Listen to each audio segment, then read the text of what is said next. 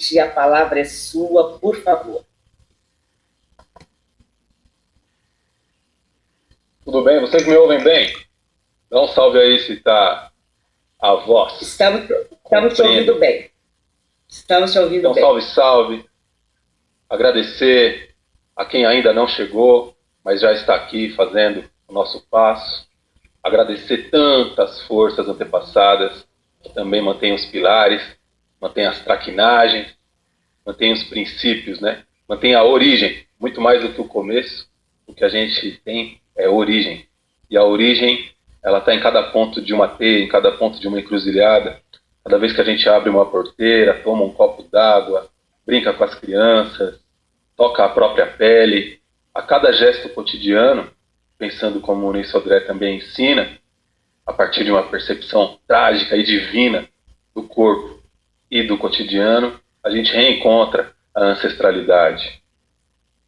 Esse grande labirinto de 7.000 formas, e que também a gente escolhe, e que também a gente filtra, quando não é escolhido e filtrado por ela.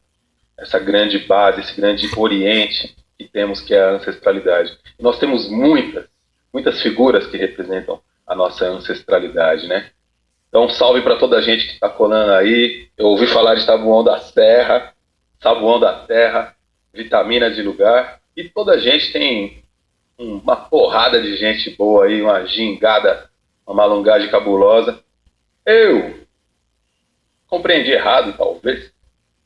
Eu entendi que o mestre Muniz Sodré estaria aqui conosco, que a gente estava pique roda viva, né? Tocava o birimbau para ele gingar, oferecia um enigma, ele devolvia 2. Mas fiquei sabendo que ele não está, nem vai colar. Talvez no final ele dá uma trisquinha. Porque eu não preparei, eu preparei perguntas. Preparei perguntas pro nosso mestrão. Então vou aqui jogar. Até porque jogo é uma das dimensões fundamentais que a obra do Muniz Sodré traz. A obra do Muniz Sodré, teórica, como a obra literária.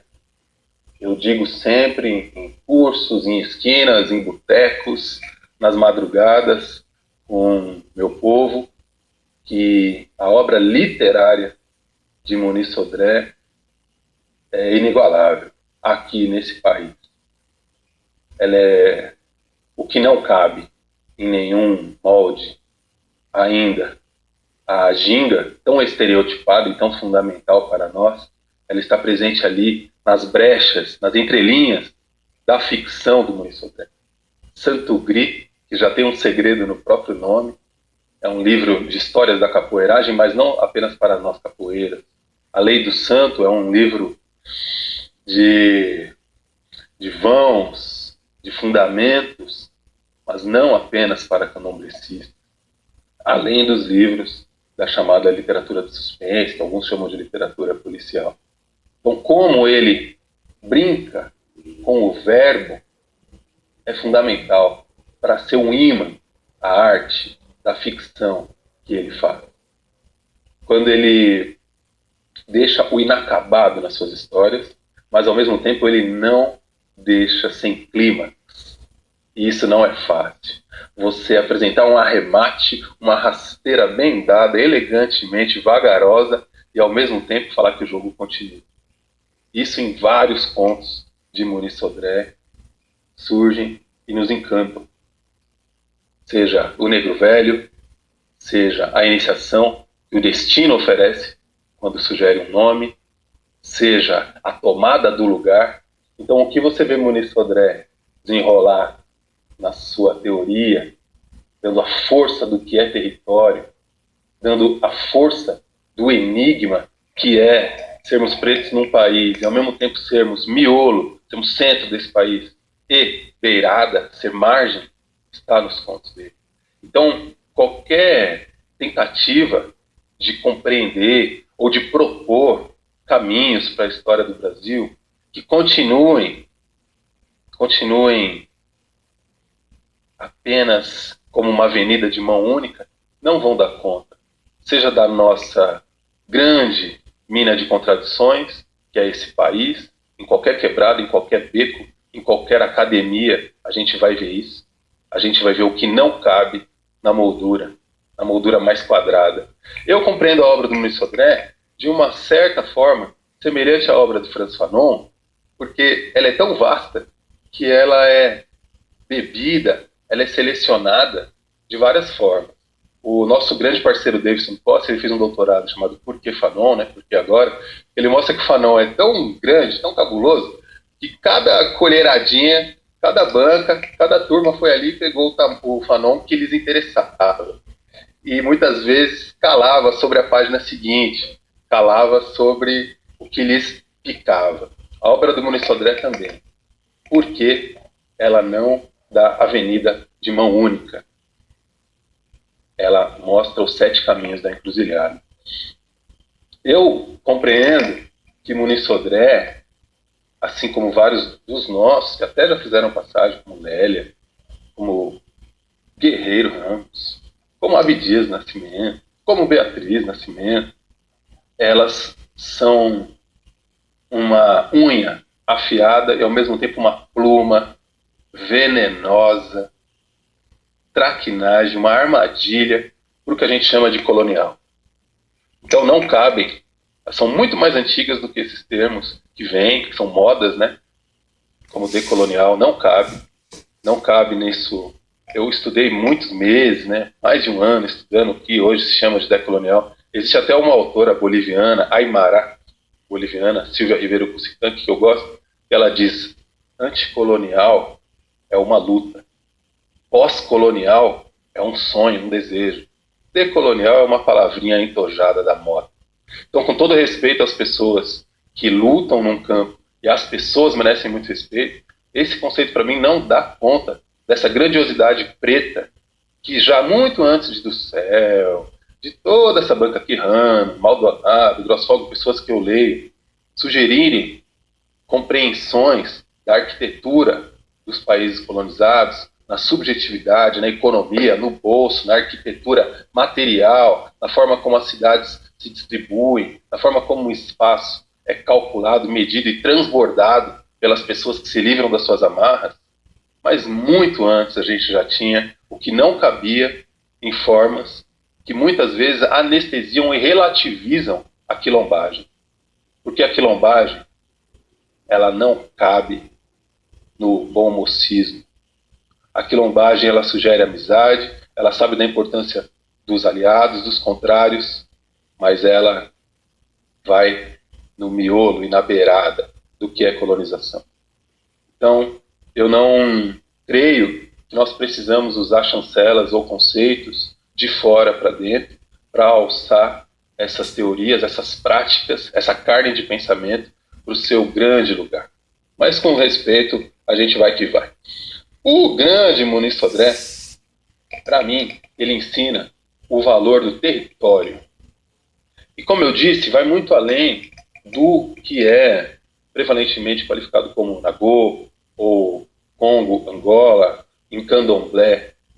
Se pensarmos num reizado, se pensarmos na importância de alguns times de futebol de várzea na periferia de São Paulo desde os anos 80, se pensarmos numa roda negra, se pensarmos como Beatriz Nascimento, que quilombagem é uma atitude e que um lugar preto, baseado em iniciação, segredo, força do território, ancestralidade, pode estar em cada esquina e é suspreto.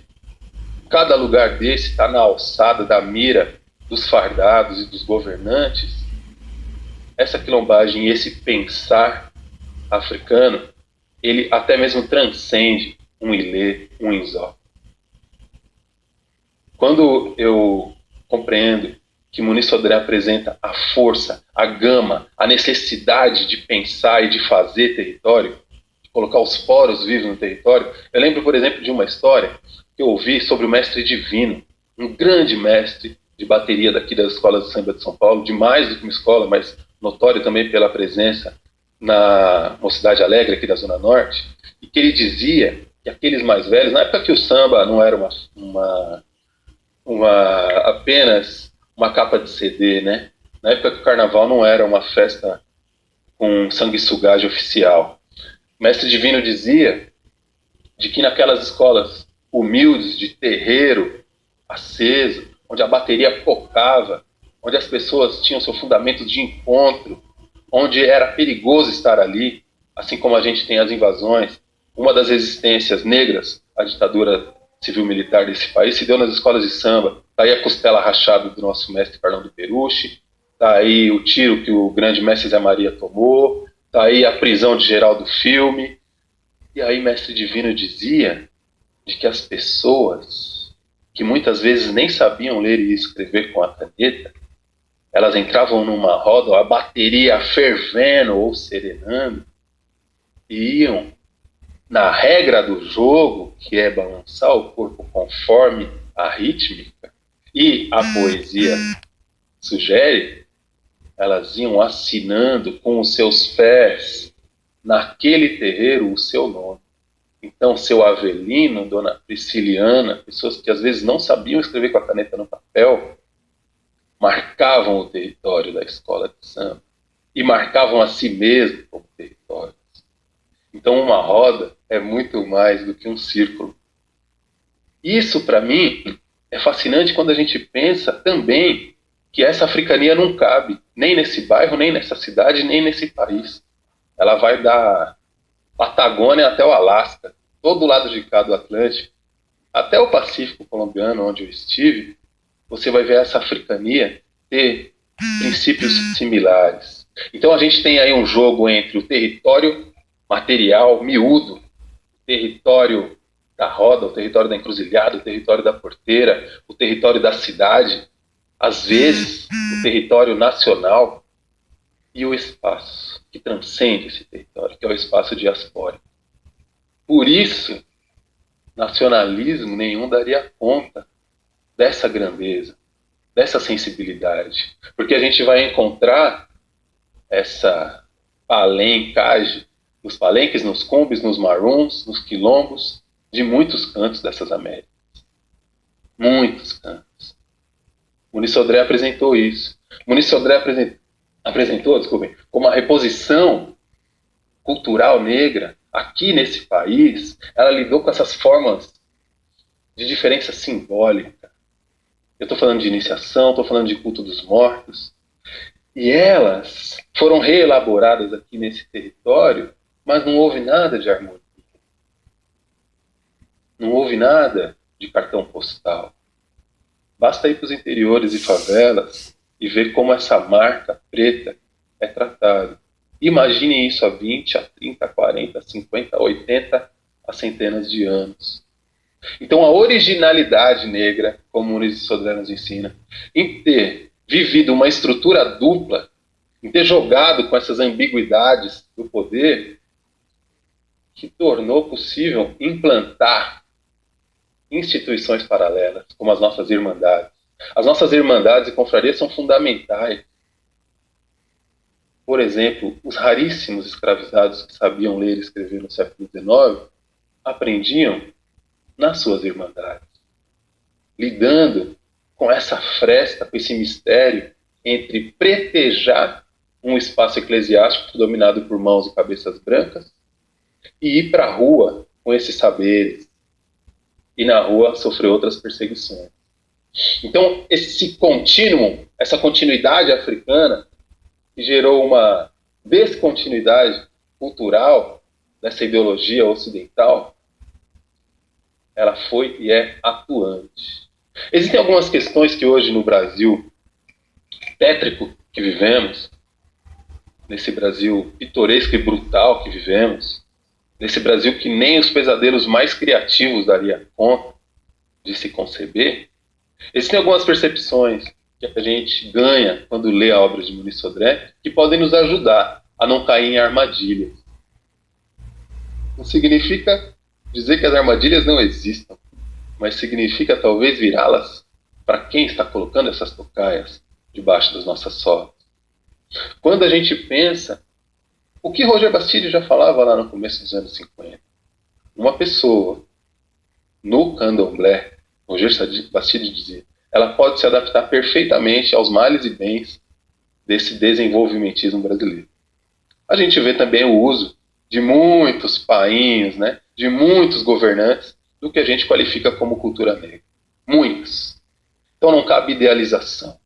Cabe pensar no jogo, na plasticidade. Cabe pensar em perdas de ganhos. Inclusive, uma das perguntas que a gente que é daqui e não precisa ser condescendente faz é: onde essa versão atual da truculência, do autoritarismo, do escravismo brasileiro, onde ela encontra, se ela encontra, forças, onde ela encontra brechas para lidar e ou eliminar ou tutelar algumas formas que são muito caras para a gente.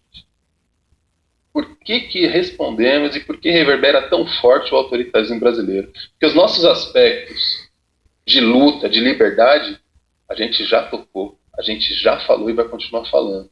Agora cabe, com a legitimidade que temos, não de uma visão culturalista que folcloriza e que entra nas nossas rodas e muitas vezes domina a chave, domina a senha e a partir daí utiliza as linguagens que aprende justamente para depor contra nós.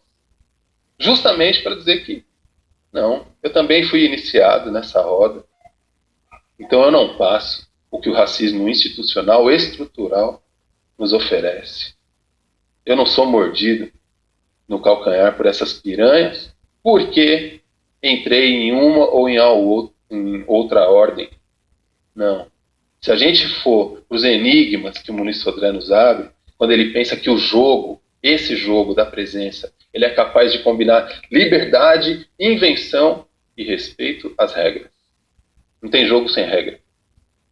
Então a grandeza da obra do Muniz Sodré, desculpem, eu não preparei nada, mas ela está nos meus poros, porque desde que li, desde que fui muito bem recebido por ele na sua casa 2 vezes para fazer programas de rádio, desde que comecei a escrever sobre a obra dele, ela sempre arrepia, ela vibra. Uma das perguntas que eu fiz para o mestre, na casa dele, em Laranjeiras, quando fui bem recebido, era, diante da pulsação da obra dele, diante do sabor que o texto da obra dele nos traz, se realmente escrita é algo limitado. Se escrita, eu perguntei para ele, escrita não tem axé? Axé é restrito à oralidade, ao hálito, ao sopro? Eu lembro do sorriso elegante, fino e do silêncio convicto que ele me ofereceu. A escrita, principalmente uma escrita do teor e do tamanho da obra de Muniz Sodré, tem ngunzo. Para mim, ele pode dizer que não. Ela tem a força do segredo. E uma das grandezas que a gente aprende com a obra dele é que a gente é capaz de revelar o segredo, mas não matar o mistério. Isso é um fundamento que depois, um outro grande dos nossos, né, o martiniquenho Eduardo Glissant, nos trouxe quando falou de opacidade. E como capoeira, ou como jogador de bola, ou como jogador de xadrez, ou como uma pessoa que costura a sapatilha para ir brincar nos carnavais, a gente aprende que fintar, que sumir da alça de mira, que sumir da câmera é muito importante para sobreviver. Ou seja, a gente luta muito pela visibilidade, mas a invisibilidade e o oculto também são elementos fundamentais da nossa continuidade e da nossa renovação.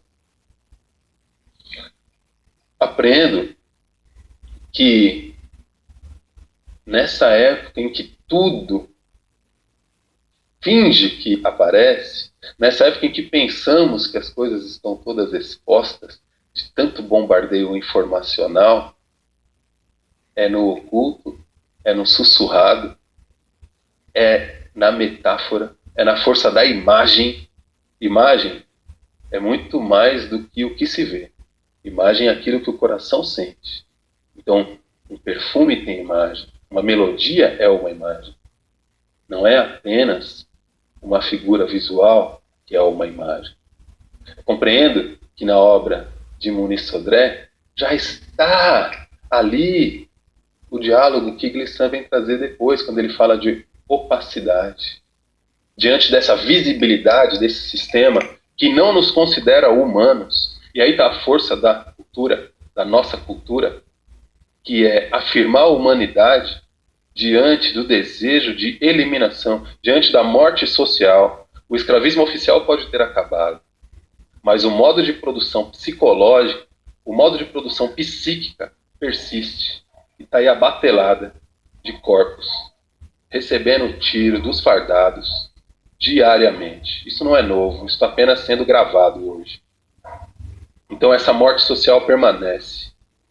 Se hoje uma pessoa preta tomar um novo tiro na fronte e cair, isso é só continuidade dessa máquina que nos macera. E nenhum discurso culturalista, anestesista dá conta. Porém, a grandeza da opacidade que Glissant afirma, ou que a Ginga, o corpo de Mandinga, numa das maiores biografias que eu já li, que é a biografia que Muniz Sodré faz livremente para Mestre Bimba, sobre Mestre Bimba, de quem foi aluno, ali a gente tem o ensinamento da sapiência de saber sumir. E como a gente vai lidar com isso? Quando a gente hoje exige avidamente visibilidade. Quando a gente hoje está caindo em armadilhas da chamada representatividade, que é fundamental, que é desejada por nós, que é realmente também um ganho. Como a gente vai lidar com essas tocaias?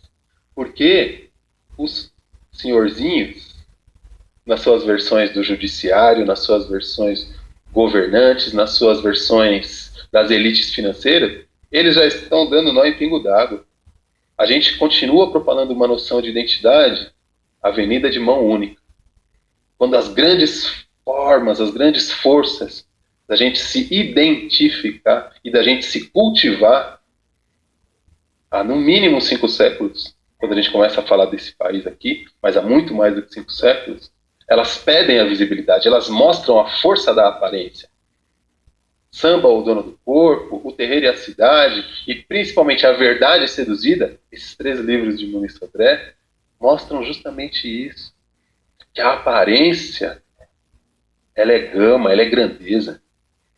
Diferente de uma metafísica europeia, que qualifica o que aparece como nicho de enganos, e o abstrato como lugar do verdadeiro saber, a obra de Muniz Sodré nos mostra que não, que a estilística, que a aparência, que o corpo, ele tem uma renca de verdade. E muitas vezes essas verdades podem durar milhares de anos. E em outros momentos essa verdade só dura um átimo de segundo. É o tempo da lágrima, da comoção por uma nota melódica. Então vocês me desculpem, eu não bolei nada, eu pensei que eu ia fazer as perguntas e ter aqui a benção